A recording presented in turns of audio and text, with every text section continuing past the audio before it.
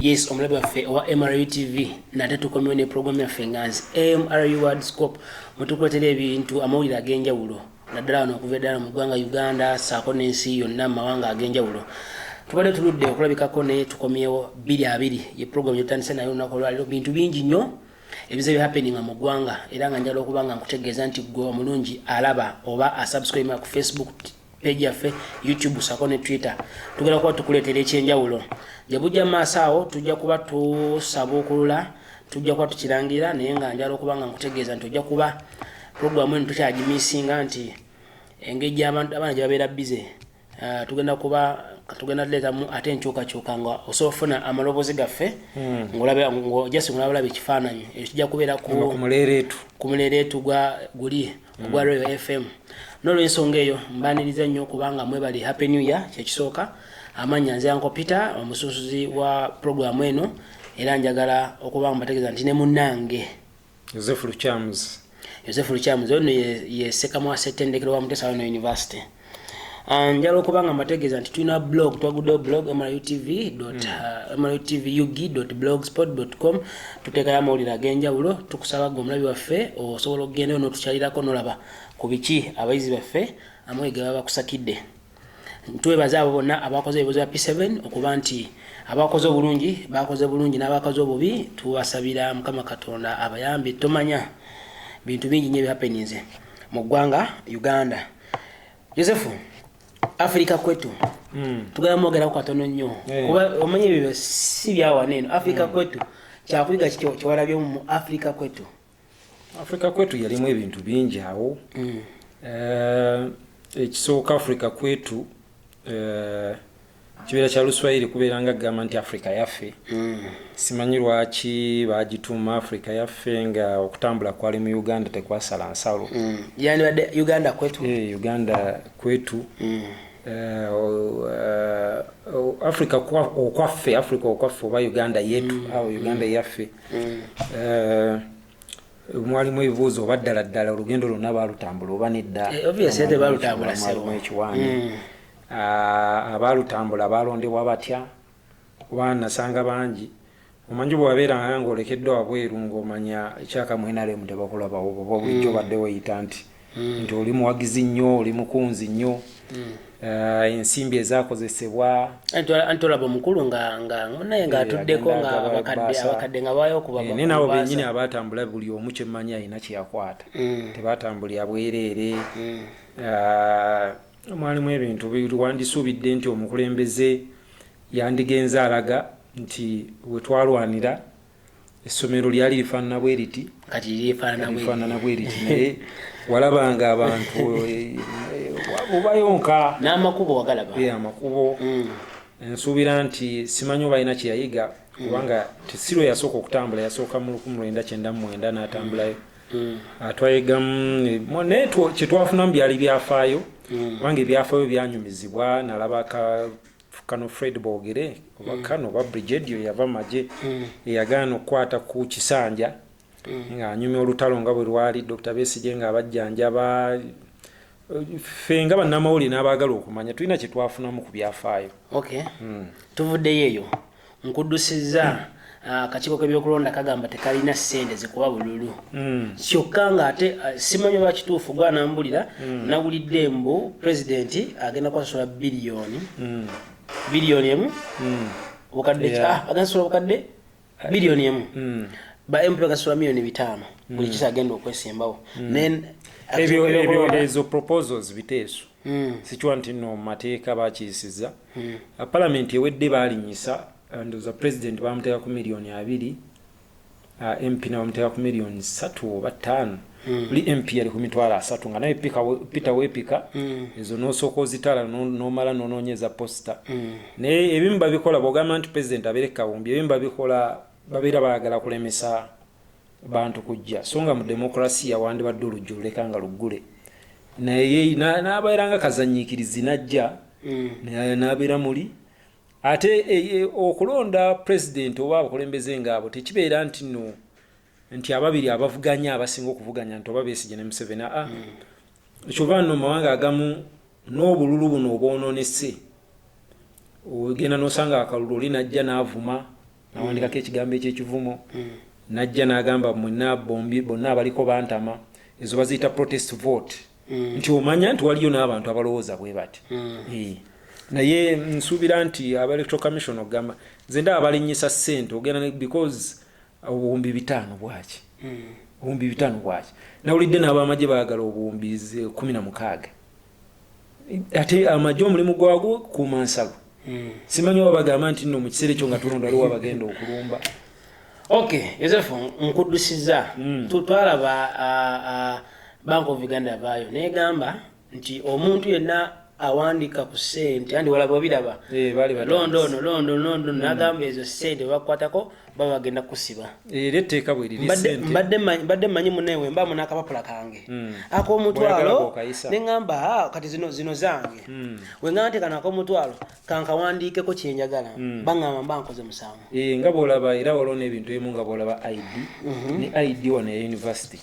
bigenda okuggwa university weyagalira wegambira nti komyawo ID yaffe mbulira ebintu ebyo era bagamba oba ne ku baasi ezo ogenda n'osanga nti bw'oba okisanze kikomyewo if found return ezo ssente essaawa eyo obeera oziina n'olupapula si lulwo olupapula lusigala lwa gavumenti lwa Bank of Uganda kiringa bw'ogula bendera y'eggwanga tosobola gityoboola tosobola gityoboola nti olwokuba nze nagigula era edda abakulembeze abaatekanga emitwe ku ssente ate ebiseera bagamba nti nga bw'ogenda bw'osanga road block nga abamagye baagala tekuggyako ssente zo ate ng'omukulembeze w'eggwanga yateeka omutwe gwe ku ssente kati ate abamu nga bazikweka muki mu ngatto kati ne balyoka bakwambula engatto ne bakuba emiggo nga bagamba nti ona kanyaga kichwa ya rais nti olinye ku mutwe gwa president gonna omusajja wattu obadde okweza ssente so ebintu eby'essente birike kuliko amateeka gaazo engeri gye zirina okuyisibwa zirina okuweebwa ekitiibwa ne lwakuba munaife wano ebintu ate ebyo ebintu ndoza abandi badde babisomesa ne mu masomero naye obisanga eno wabweru naye nga bebagamba nti obutamanya tekikugisaako musango olusi osooka kwekoona n'oyibwa okuboka basooka kukwata bakusomera omusango n'otegeera nti bulijjo gyeguli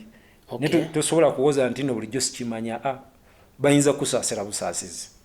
Okay. Nkuddusiza ku nsonga omubaka Robert Sentamu Kyagulanyi yagenda akakiiko k'ebyokulonda atwaleyo munnaye okwewoza kanti yali afulumiza olupapula afulumiza timetable yenga bwagenda ngeri gyagenda okutambulamu nga yeebuuza ku bantu bayesimba okuba president wa Uganda ninaafuna emisanvu bintu binnya bya happeninga kikulaga ndoza gye tugenda oba akaluka n'abeera katya simanyi oba omukulembeze yeetegese okubeera nti abantu bazannya nabo mu kisaawe bazannyira ku mutendera nga gwonna museetu oba bwe babeera mu ringi abamu taagambye nti we tuba tulwana gwe olwana emikono misibe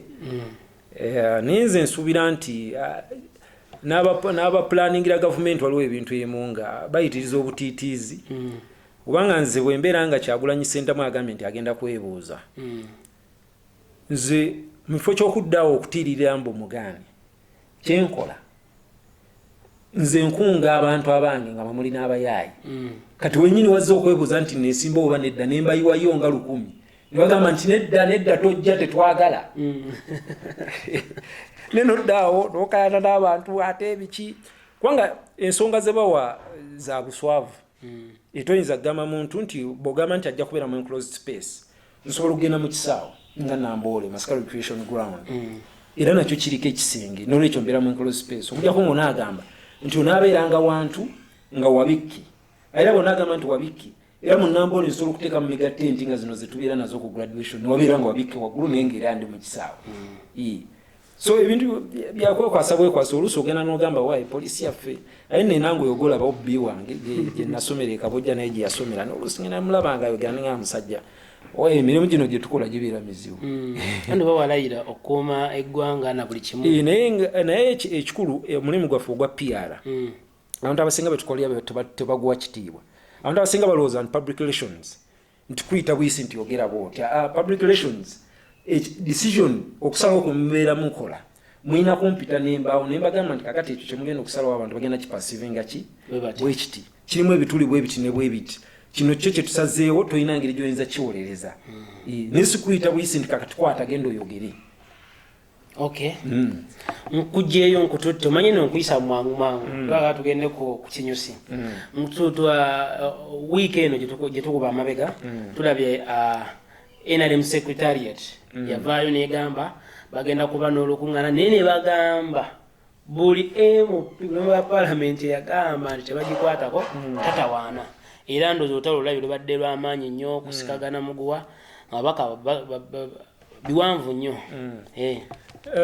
Era kyekiri kye tubaddeko ekyawogaana omubaka Kyagulanyi okutambula nti kiraga kifaananyi kye ekya demokrasiya. Kuba demokrasiya kitegeeza nti bwe tubeera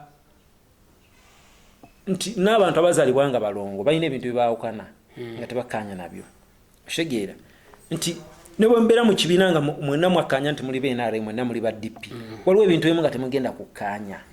Ne bwe tubeera eno gye tusomera ozi bayita schools of thought ng'ensonga y'emu naye nga ne bwe libeera ddagala nti osanga omusujja ngwina eddagala ya mirundi ng'emeka nga waliwo omusawo ye nga yagamba nti lino lyerisinga omulala ng'agamba lino lyeriki kati tosobola kugamba nti nno nti mubeere wantu mwenna nga muyimba ekintu kimu. Buli lwosanga nga abantu nga bali bonna nga bayimba ekintu kyekimu omanyanga bwe babeera nga bali 10 nga bonna bayimba kimu omanya mwenda tebalowooza omu yalowooza abala yabalagidde bakole kati nsobola kutambuza kibiina ky'ebyabufuzi bwotyo ate bali balina eddembe lyabwe era kyobola nno wateekawo akalulu wabagamba bagende beebuuze kati bo abantu baabwe osanga ekibabakola kibabatuma lwaki ate oyagala te obakakeko ekyo kyo kyoyagala n'ekintu kyogera kyayitamu. Alright, akasembayo member opposition leader mu parliament omukyala yagambye bagenda kwebaka mu chamber za parliament olwa security anti waliwo okutiisibwatiisa waliwo bamemba ba parliament be batiisatiisa okutta ne balaba parliament eganya okuvaayo okuba okiteesaako mbadde manya alwo wagategeddeko. Na betawola kyanamuwulidde naye nze singa nali omanye Uganda tetulina bye tuyita ba strategist and abasajja abazungu bo babeera n'abantu bebasasula nti bwe tuba tukola enteekateeka jangu tusooke tuginyunyemu tulabe ekyokukola.